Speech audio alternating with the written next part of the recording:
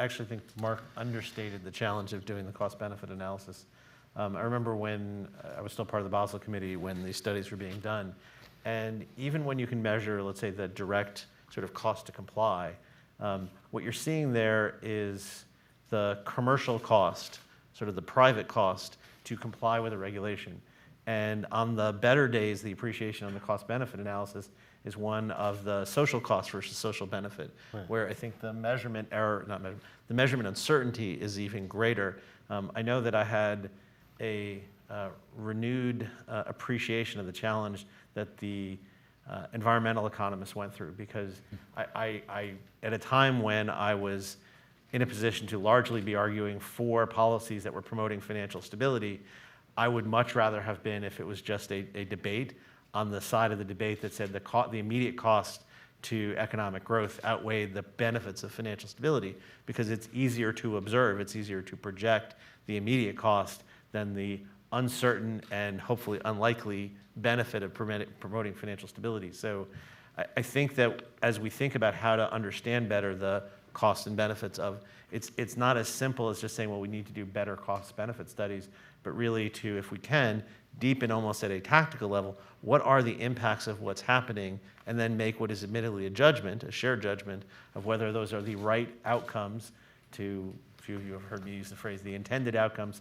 versus the unintended. There's going to be, and David made this point last night, there's a set of intended outcomes. If we understand those, we can decide, are the predicted outcomes within the intended class or in the unintended, and ones that we'd say in a judgmental assessment of the social cost, social benefit are not the ones we want to pursue. Adam? Just a couple of comments. I think it would be helpful in the policymaking process to, insofar as possible, be upfront about what those intended consequences are, because sometimes you only find out after going in and reviewing the proposal and trying to assess what the impact might be and providing that feedback, and they say, well, that's what we really wanted, but it's not obvious in all cases that that's the case. So it's not clear to me, and I again, align myself with Paul on the issues around munis. Is it clear that we want to have some effects on the way municipalities manage their deposits or issue their debt? And so I don't know, maybe that was an intended effect.